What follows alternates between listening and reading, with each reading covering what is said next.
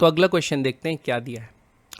Question में ये दिया है an ideal gas off density 0.2 kg per meter cube enters a chimney of height h at the rate, यानी mass flow rate दिया है कितना 0.8 kg per second at its lower end and escape through the upper end in the figure. ठीक, the cross sectional area of lower end is इतना 0.1 और upper end is 0.4. The pressure and temperature of the lower end are इतना इतना respectively while the temperature at's upper end is इतना. The chimney is heat insulated so the gas undergoes adiabatic expansion. ये important point है बच्चों, gas undergoes adiabatic expansion.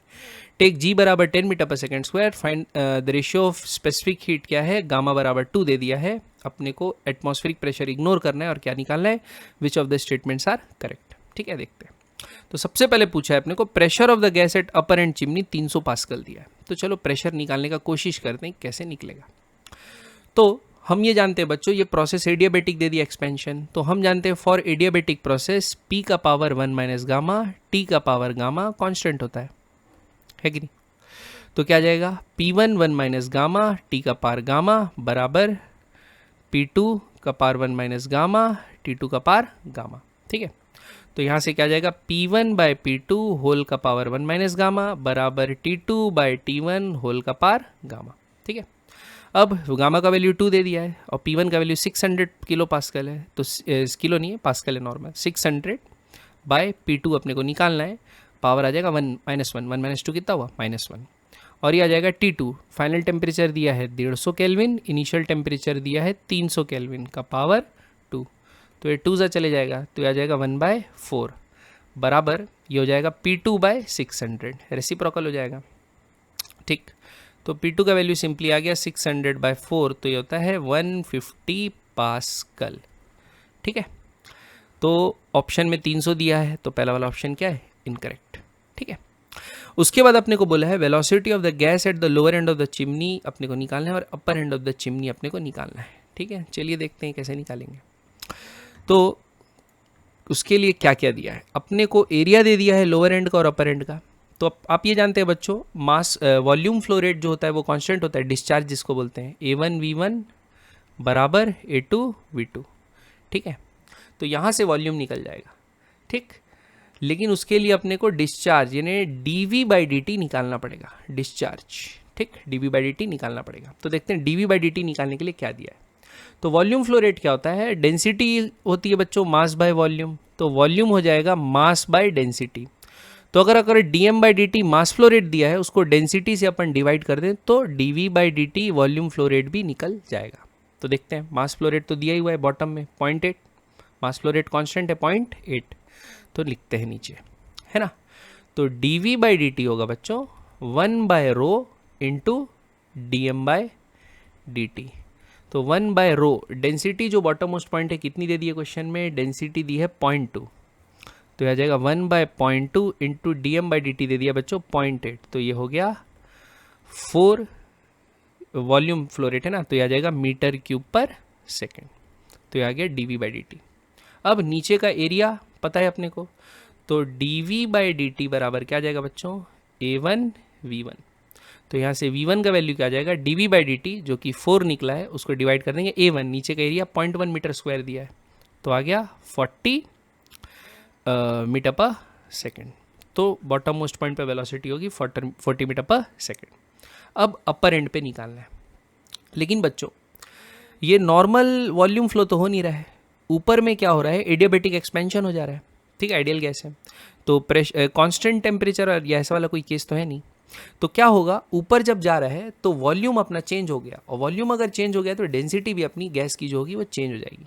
ठीक है, तो अभी हम लोग डेंसिटी जो नीचे है 1/ρ1 से dm/dt को मल्टीप्लाई किए हैं तो अपना lower bottom volume flow rate जो नीचे का है वो आया है. तो वॉल्यूम फ्लो रेट ऊपर के लिए निकालने के लिए भी हम लोग को डेंसिटी निकालना पड़ेगी. तो अब डेंसिटी कैसे निकालेंगे ये देखते हैं. ठीक है, तो डेंसिटी के लिए फॉर्मूला यूज कर देंगे बच्चों, P बराबर ρRT/m, आइडियल गैस का डेंसिटी इक्वेशन. R और M तो कांस्टेंट है तो आप लिख सकते हो P1/P2 is equals to ρ1T1/ρ2T2. ठीक है, अब प्रेशर आपको पता है 600 था पास्कल, P2 अपन निकाल चुके थे 150 पास्कल, ρ1 अपन को पता है 0.2, रो टू अपने को चाहिए, T1 का वैल्यू कितना था, इनिशियल टेम्परेचर कितना दिया था, शायद 300 दिया था, इनिशियल टेम्परेचर 300 दिया है, तो क्या होगा 300, और T2 कितना है 150 रुपया देगा, ठीक है। तो 150 से 150 क्या हो गया, कट गया, 300 कितना से गया, 2 से गया, 2 कितना से गया 0.1 से, तो रो टू का वैल्यू क्या आ गया 0.1 kg/m³, ठीक। तो अच्छा, एक ऑप्शन में ये भी पूछा है शायद डेंसिटी, तो density of the upper and क्या है 0.05 बोला है, तो ये भी गलत है, ठीक है। पॉइंट क्या आया 0.1 आया, जस्ट डबल आ रहा है उसका। चलो अब रो टू पता चल गया, अब रो टू पता चल गया तो dV2/dt भी निकाल सकते हैं, ठीक है। तो ये कितना हो जाएगा 1/ρ2 इंटू dm/dt, अभी आ जाएगा 1/ρ2 मतलब 0.1 इंटू 0.8, तो आ जाएगा 8 m³/s। तो इसको इक्वेट कर देंगे 8 m³/s को A2V2, तो V2 का वैल्यू क्या आएगा 8/A2। एरिया 2 क्या दिया है देखते हैं क्वेश्चन में, एरिया 2 कहाँ गया, एरिया 2 दिया है 0.4 बच्चे लोग, क्या दिया है 0.4, ठीक। तो ये कितना जाएगा 20 जैसे जा रहा है, तो आ गया 20 m/s, तो वॉल्यूम निकल गई अपर एंड में 20 m/s, ठीक। तो ए तो नहीं है, डी तो नहीं है, बी ऑप्शन सही है, लोअर एंड में 40 m/s, अपर एंड में 20 m/s, ठीक। अब सी पार्ट चेक करते हैं, हाइट ऑफ चिमनी, ठीक है। तो बच्चों ऐसे क्वेश्चन में अपन क्या लगाते थे, बर्नौलीज लगाना है, सारे एनर्जी का कंजर्वेशन करना है, कौन कौन सी एनर्जी बढ़ रही है, कौन कौन सी एनर्जी कम हो रही है, प्लस जो है वर्क डन कितना हो रहा है प्रेशर के कारण, ठीक है। तो अपन लगाते हैं वर्क एनर्जी थ्योरम निकालने के लिए, क्या लगाते हैं वर्क एनर्जी थ्योरम, ठीक है। तो वर्क एनर्जी थ्योरम क्या बोलता है कि work done by all the forces, जितने भी फोर्सेस है, एक्सटर्नल हो चाहे वो कंजर्वेटिव हो नॉन कंजर्वेटिव हो, सब work done by all the forces बराबर कंजर्वेटिव नॉन कंजर्वेटिव फोर्सेस बराबर change in kinetic energy plus change in potential energy, बस इतना। लेकिन यहाँ पर देखो बच्चों, एक्सपेंशन हो रहा है गैस का, एक्सपेंशन हो रहा है गैस का, टेम्परेचर भी चेंज हो रहा है, तो इंटरनल एनर्जी में भी चेंज आएगा गैस के, तो उसको भी जोड़ना पड़ेगा, क्लियर है। अब क्या करते हैं, वर्क डन लिखते हैं, काइनेटिक एनर्जी में चेंज लिखते हैं, पोटेंशियल एनर्जी में चेंज लिखते हैं, दोनों एंड्स में, ठीक है। तो एक डायग्राम मैं यहाँ बना लेता हूँ ताकि बार बार मेरे को क्या है ऊपर नीचे ना करना पड़े इसको, ठीक है। तो ऐसे टाइप का डायग्राम था, ये हाइट h थी, ठीक है। इसको बोल देते हैं बच्चों अपन क्या, इस एंड को बोल देते हैं 1 और इस एंड को क्या बोल देते हैं 2, और 1 और 2 पे बर्नौलीज लगाते हैं, ठीक है। तो देखो यहाँ पे प्रेशर है P1, एरिया ऑफ बेस है बच्चों A1, तो फोर्स कितना लग रहा होगा, फोर्स लग रहा होगा P1 A1, ठीक। तो वर्क डन निकलना है तो क्या लिखना पड़ेगा, वर्क डन होता है फोर्स से जो डिस्प्लेसमेंट हो रहा है, तो इस एंड पे वेलोसिटी अपन निकाल चुके हैं बच्चों V1, तो V1 के कारण एक स्मॉल dt टाइम में इसका डिस्प्लेसमेंट कितना हो रहा होगा V1 dt, तो क्या लिख सकते हैं V1 dt, ठीक। ऐसे ही P2 के कारण लिखते हैं, तो P2 के कारण क्या होगा माइनस, ठीक है, माइनस इसलिए क्योंकि प्रेशर फोर्स जिधर लग रहा है डिस्प्लेसमेंट उसके ऑपोजिट हो रहा है, तो लिखते हैं P2 A2, वहाँ पर वेलोसिटी V2 है तो V2 dt आ जाएगा, ठीक। उसके बाद काइनेटिक एनर्जी में चेंज, तो काइनेटिक एनर्जी में चेंज क्या लिखेंगे भाई, ये इतने एरिया में जो मास है, इतने एरिया में मास है, तो उसका हाफ mv², तो क्या लिखेंगे हाफ इंटू मास, ये छोटा सा मास, तो ये मास कितना होगा ये निकालते हैं, तो ये मास होगा बच्चों, मास होता है density into volume, density into volume, और वॉल्यूम क्या लेंगे A1 इंटू V1 dt, ठीक है। तो मास की जगह लिखते हैं हाफ m, तो half rho A1 V1 dt है ना, हाफ m इतना होगा पक्का, हाँ, half rho A1 V1 into half m V², तो V1 का स्क्वायर, ठीक है। और यहाँ पर काइनेटिक एनर्जी कितनी है उसको माइनस लिख लेते हैं, बराबर हाफ रो A2, अच्छा डेंसिटी भी चेंज हो रही है तो यहाँ रो 1 लेते हैं, यहाँ पर क्या लेते हैं रो 2, ठीक है। Half rho 2 A2 V2 dt into V2 का स्क्वायर, ये आ गई change in kinetic energy. Change in potential energy लिख लेते हैं, तो यहाँ पर सपोज इसको 0 माने और इसको हाइट को h मान रहे हैं, तो ये तो पोटेंशियल एनर्जी जीरो हो गई और इसकी एच लिख लेते हैं, तो ये क्या होगा mgh, तो प्लस mgh।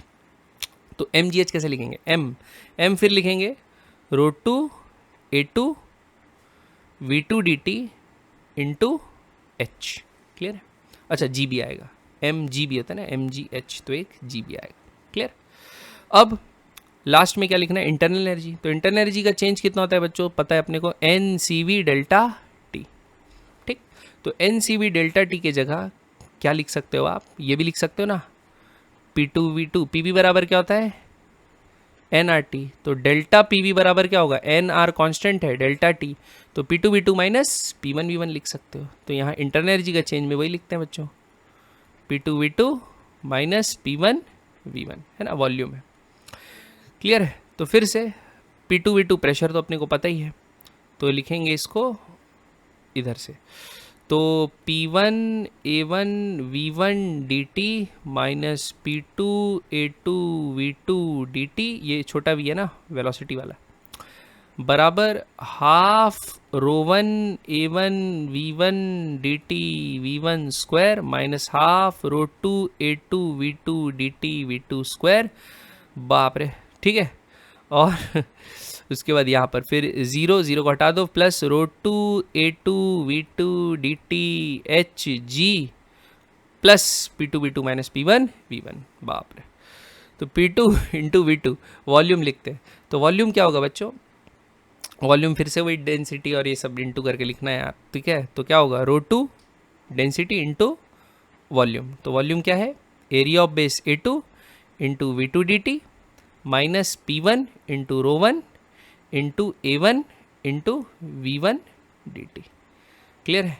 बाप रे, अब बच्चों ये सब की वैल्यू आ चुकी है, सब की वैल्यू क्या आ गई है, आ चुकी है। अपने को पी वन पता है, ए वन पता है, वी वन पता है, सारे देखो डी टी तो कॉमन होके कट जा रहे हैं, D T D T D T D T D T D T D T D T D T का क्या हो गया, हिसाब हो गया। अब लिखते हैं भाई वैल्यू, सबसे पहले वैल्यू डालते हैं। तो P1 का वैल्यू, P1 था 600 पास्कल, A1 का वैल्यू कितना था 0.1 था शायद, फिर से भूल जाऊंगा मैं। A1 का वैल्यू कितना था बच्चों 0.1, A2 0.4 है, तो A1 का वैल्यू आया था 0.1। ठीक है, तो लिखते हैं 0.1, ठीक है, into V1 velocity lower and में कितनी आई थी 40 आई थी शायद, ठीक है, माइनस P2 कितना आया था, अपर एंड में प्रेशर आया था 150, A2 कितना आया था, A2 आया है 0.4 एरिया, वेलोसिटी कितनी आई थी 20, बराबर हाफ इंटू रो वन। तो डेंसिटी क्या आई थी लोअर एंड में, डेंसिटी लोअर एंड में थी 0.2 इंटू A1, एरिया आया था 0.1 इंटू V1 का क्यूब हो गया बच्चों, यहाँ V1 इंटू V1 का स्क्वायर, तो क्या हो गया 40 का cube, minus half rho two आया था बच्चों कितना 0.1 ना, रो टू, अरे यार रो टू अभी तो निकाला था, रो टू क्या आया था 0.1, रो टू क्या आया था 0.1, तो आएगा 0.1 इंटू A2, एरिया ऊपर वाले का कितना दिया 0.4 इंटू V2 का क्यूब, तो यहाँ हो जाएगा 20 का क्यूब, ठीक है, प्लस क्या आएगा रो टू A2 V2 HG, तो रो टू कितना है, डेंसिटी अपर एंड की थी 0.1 इंटू एरिया था 0.4 इंटू V2 वेलोसिटी थी बच्चों 20 इंटू H का वैल्यू तो अपने को पता लगाना है, G का वैल्यू 10 लेने बोला है, ठीक, प्लस P2 फिर से कितना है 600 इंटू रो टू कितना है 0.1 इंटू A2, एरिया कितना है 0.4 इंटू V2 कितना है बच्चों, कितना था V2 20 माइनस 150 इंटू, ठीक है 150 इंटू रो वन क्या था 0.2 इंटू V1 था 40 इंटू कुछ नहीं, बस टू 40 तक, बस इतना, ठीक। अब इसको क्या करेंगे, सॉल्व करके यहाँ से H जो अननोन है वो निकालेंगे, ठीक है। तो बच्चों आप लोग इसको खुद से ही कर सकते हो, वैसे H ये क्वेश्चन जब मैं सॉल्व करूँगा तो H का वैल्यू अपना आसपास आता है 390 के, कितना आता है 390 मीटर्स के पास है, यानी पास ही नहीं एग्जैक्ट उतना ही आएगा, ठीक है। तो जो ऑप्शन में दिया है 590 वो क्या है गलत, ऑप्शन में क्या दिया है अपने को, ऑप्शन में दिया था 590, ये गलत है, ये 390 आएगा, ठीक है। तो सिर्फ ऑप्शन बी करेक्ट है, बाकी सारे क्या है यानी सिर्फ ऑप्शन बी करेक्ट है, बाकी सारे गलत है। ओके, तो ऐसे ये क्वेश्चन को बनाएंगे। तो बच्चों ये क्वेश्चन लेंदी है लेकिन हार्ड नहीं है उतना। ओके।